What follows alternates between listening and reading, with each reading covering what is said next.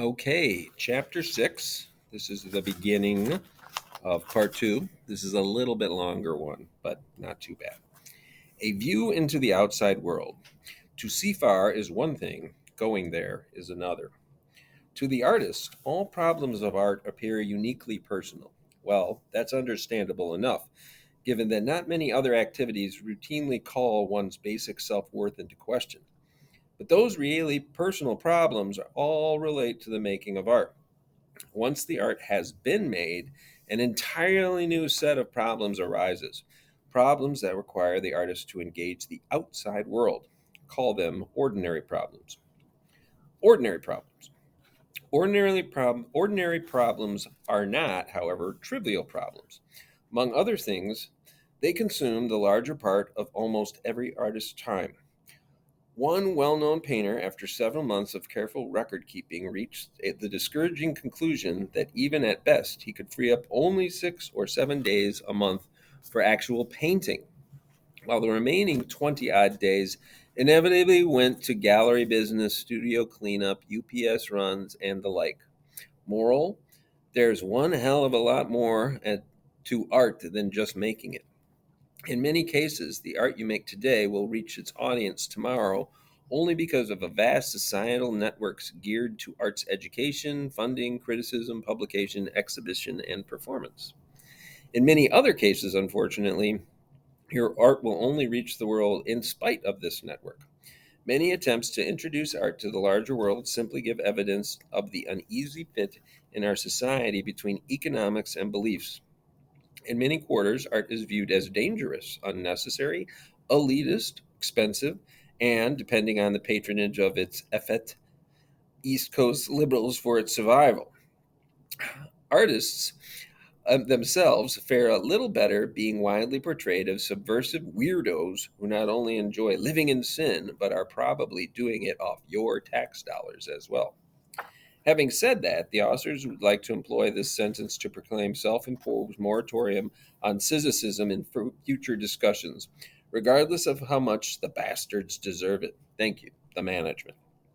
In any case, there's nothing obscure about either the cause or effect of these attitudes. Some art, by its very nature, is subversive, by leading the viewer to experience the world through the very different sensibilities of the artist. A good work of art inevitably calls the viewer's own belief system into question. Is this threatening? Is the Pope Catholic? The more effective the art, the more likely the viewer's first reaction will be anger or denial, followed immediately by a search for someone to blame. And in that department, the artist is always the most likely candidate. We have, after all, a time honored tradition of killing the messenger who delivers bad news. One of the more celebrated examples of mowing down the messenger and everyone else in sight involved Robert Mapplethorpe, a photographer who made a set of images overtly romanticizing homosexuality. As it turns out, threats didn't mean a lot to Mapplethorpe, who was already terminally ill even as he readied this body of work for exhibit. Instead, pressure points were found in the support art networks, especially the National Endowment for the Arts. Subtlety was not in great abundance here. The NAA was simply threatened with a cutoff of funding if it lent support to artists or museums or exhibited work that offended community standards. This actually happened in Cincinnati in like the 1980s. Yeah, 1989. Anyway, there were counter protests, of course, and in the end, Mapplethorpe's work was exhibited. But the message to the art community was clear: stray too far from the innocuous, and the axe would fall. Call it selective censorship. Freedom of expression was guaranteed unless it was expressed in a work of art. The most amazing aspect of this American morality play was not that the government would place self interest above principle when it felt threatened, but that no one foresaw this coming from miles down the road. A reminder from history: the American Revolution was not financed with matching grants from the Crown. It goes without saying that censorship is debilitating to the artist. It, it's a little less obvious, at least to artists, that censorship is an entirely natural state of affairs. Nature places a simple constraints on those who leave the flock and go their own way. They even get eaten. In society, it's a bit more complicated. Nonetheless, the admonition stands. Avoiding the unknown has considerable survivor value. Society, nature, and art making tend to to produce guarded creatures. The dilemma here is that for the artist, contact with the subject and materials must always remain unguarded. In making art, you court the unknown, and with it, paranoia of those who fear what change might bring. But while fear of attracting the wrath of some Southern senator may cast a shadow on your freedom of expression, often the more vexing problem is catching anyone's attention in the first place. After all, most people see no reason to question their own beliefs, much less solicit yours. And why should they? Artistically and otherwise, the world we come into has already been observed and defined by others, thoroughly, redundantly, comprehensively, and usually quite appropriately. The human race has spent several millennia developing huge and robust set of observations about the world in forms as varied as language, art, and religion. Those observations, in turn, have withstood many, enormously many tests. We stand heir to an unstably large set of meanings. Most of what we inherit is so clearly correct it goes unseen. It fits the world seamlessly. It is the world. But despite its richness and variability, the well defined world we inherit does not quite fit each one of us individually. Most of us spend most of our time in other people's worlds, working at predetermined jobs, relaxing to prepackaged entertainment, and no matter how benign this ready made world may be, there will always be times when someone or something is missing or doesn't ring quite true. And so you make your place in the world by making part of it, by contributing something new, a new set. And surely one of the more astonishing rewards of art making comes when people make time to visit the world you have created. Some, indeed, may even purchase a piece of your world and carry it back and adopt it as their own. Each new piece of your art engages or enlarges our reality. The world is not done yet. Art issues. It seems harmless enough to observe here that having an MFA or even a knowledge of modern art should hardly be a prerequisite to making art. After all, art appeared long before art departments, long before anyone began classifying or collecting artists' works. Nonetheless, most artists today do have formal training in art and familiarity with current art world trends, and at least some dependence on galleries or academia for their livelihood. This is understandable, if not exactly healthy, given that each link in the arts network has a vested interest in defining its own role as fundamental and necessary. One of the ordinary problems artists face is finding a way to make peace with the arts network and the issues it holds dear. Not necessarily joining it, mind you, just making peace with it. At least you need to if you want assurance your work will likely be shown, published, or performed in a reasonable length of time. If the need to to get shown is strong enough, this is not a problem. But the unease many artists feel today betrays a lack of fit between the work of their heart and the emotionally remote concern of curators, publishers, and promoters. It's hard to overstate the magnitude of this problem. Finding your place in the art world is no easy matter, if indeed there is a place for you at all. In fact, one of the few sure things about the contemporary art scene is that someone beside you is deciding which art and which artists belong in it. It's been a tough century for the modesty, craftsmanship, and tenderness. Competition. There's no denying competition. It's hardwired into us, it's chemical. Good athletes bank on that surge of energy that arises in the instant of knowing they can overtake the runner just ahead. Good artists thrives on exhibit and publication deadlines, on working 20 hours straight to see the pots are glazed and fired just so, and on making their next works better than their last. The urge to compete provides a source of raw energy, and for that purpose alone, it can be exceptionally useful. In a healthy artistic environment, that energy is directed inwards to fulfill one's own potential. In a healthy artistic environment, artists are not in competition with one another. Unfortunately, healthy artistic environments are about as common as unicorns. We live in a society that encourages competition that demonstrably vicious levels and sets a hard and accountable yardstick for judging who wins. It's easier to rate artists in terms of the recognitions they've received, which is easily compared, than in terms of the pieces they've made, which may be as different as apples and waltzes. And when that happens, competition centers not on making work, but on collecting the symbols of acceptance and approval of that work. NEA grants, a show at the gallery, a celebrity profile in the New Yorker, and the like. Taken to extreme, such competition slides into needless and often destructive comparison with the fortunes of others. W.C. Fields became enraged at the mere mention of Charlie Chaplin's name. Milton suffered lifelong depression from ongoing self comparison with Shakespeare. Salieri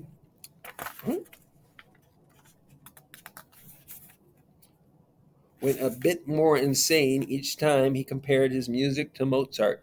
And who among us would welcome that comparison? Fear that you're not getting your fair share of recognition leads to anger and bitterness. Fear that you're not as good as a fellow artist leads to depression. Admittedly, few of us are above feeling a momentary stab of pain when someone else wins a fellowship we sought, or a secret rush of triumph when we scoop up the same prize. Kingsley Amis allowed that when he'd start writing a new novel, part of his motive was, I'm going to show them this time. But occasional competitive grousing is a healthy step removed from equating success with standing atop the bodies of your peers. If nothing else, it's hard to claim victory when your imagined competitors may be entirely unaware of your existence. After all, some may have already been dead for a century. Quite plausibly, they didn't win while you, sooner or later, will lose. In some forms of comparison, defeat is all but inevitable.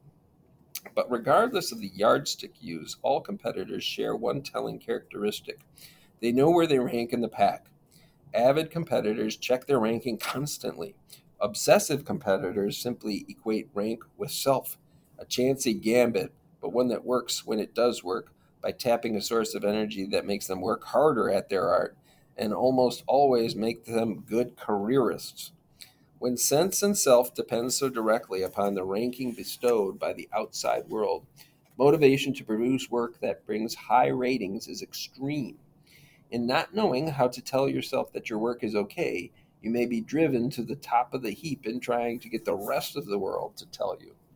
In theory, this is a perfectly valid approach. The tricky part is finding the right yardstick for measuring your accomplishment.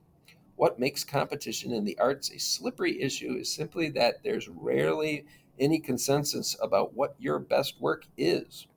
Moreover, what's important about each new piece is not whether it's better or worse than your previous efforts, but the ways in which it is similar or different. The meaningful comparison between two Bach fugues is not how they rank, but how they work. When things really go well in your art making, all of the pieces that you make have a life of them, regardless of how they stack up as personal favorites. After all, they're your babies. It can even be argued that you have an obligation to explore the possible variations, given that a single artistic question can yield many right answers. Productive times encourage you to build an extended body of work, one where all the pieces, even the flawed sketches that will never see the gallery wall, have a chance to play. In healthy times, you rarely pause to distinguish between the internal drive, sense of craft, the pressure of a deadline, or the charm of a new idea. They all serve as sources of energy in the pieces you make. Navigating the system. Almost there. Artists, it turns out, are a crafty lot and surprisingly adept at getting the system to foot the bill for letting them do exactly what they wanted to do anyway. Michelangelo painted the ceiling of the Sistine Chapel on a commission from the church. Ansel Adams photographed Moonrise Hernandez on an assignment for the Department of the Interior. Ames Furniture and Avedon Fashion proves that art can prevail even at the extremes of a commerce and fluff. Indeed, the disconcertingly strong argument can be made for the proposition that many artworks, especially large scale efforts like the Parthenon or the Vietnam War Memorial, have had a buyer in place before the artwork was begun. The problem is to keep such command performances from tainting the work that follows, since the commissioned art has a way of sliding slowly and imperceptibly into commercial trade. This is especially troublesome for art forms that have widespread or higher paying commercial applications. The challenge for such circumstances is to convince the patron that you alone know the right way to make the piece. For some artists, it's a trade off or perhaps standoff. At Christmas time, ballet companies, even the major players, offer an inordinate number of performances of the Nutcracker, that being the only ballet that generates enough ticket sales to pull them through the rest of the season.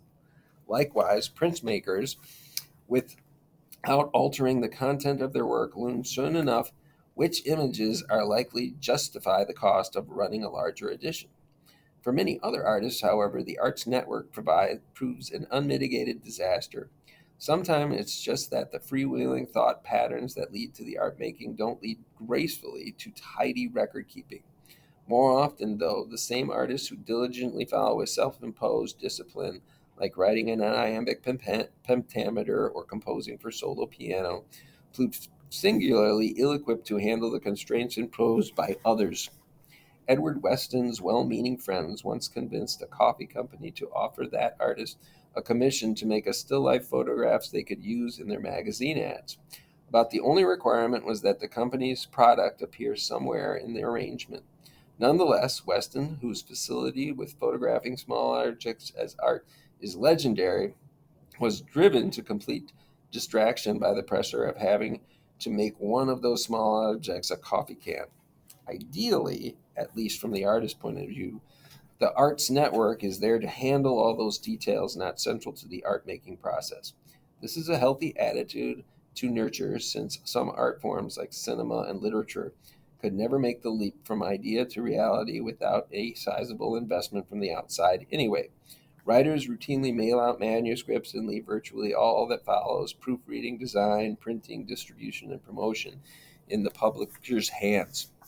Some artists even make the inference a prominent part of their work. Christo's various wrappings are a form of performance art experienced directly by relatively few people, but the record of the performance has become its own piece of art. Exhibited in a museum, complete with maps, working drawings, correspondence with zoning boards, logistic plans, and so on. If all this evidence of reach of today's arts network still fails to impress you, consider the sobering corollary: once you're dead, all your art is handled by this network. But if the artist stands as an endangered species in the face of contemporary economics and marketing, we are faced with a perplexing question. Why does the myth of the individual artist, the loner following his or her own heart, arise so predictably with each new generation? One possible answer is suggested by looking at the things that we have made art worth doing in the past, work that was driven by issues arriving from the relationship between the artist and the work, or the artist and the material, or the artist and the subject matter, rings true. Such work, regardless of whether it fits with then contemporary attitudes, seems to continue to make sense over time. A second answer, more tentative, taps into the deep well springs of art, utility and ritual. In very early times, these basic needs provided the cultural niche for art, while self expression, even if unrecognized as such, served to integrate personal experience and skill with those larger goals. But ritual, which took form as painted bison on the cave wall and found its high flowering of the time of the great religions, has receded into secular fad and decoration. And utility, in whose service the early artists gave form to every object from obsidian arrowheads to fired clay pottery, has yielded to complexity and mass production. In our time, the cultural niche for art remains unfilled, while self expression has become an end in itself. This may not be the healthiest of situations, but then again, no one said we're living in the healthiest of times either.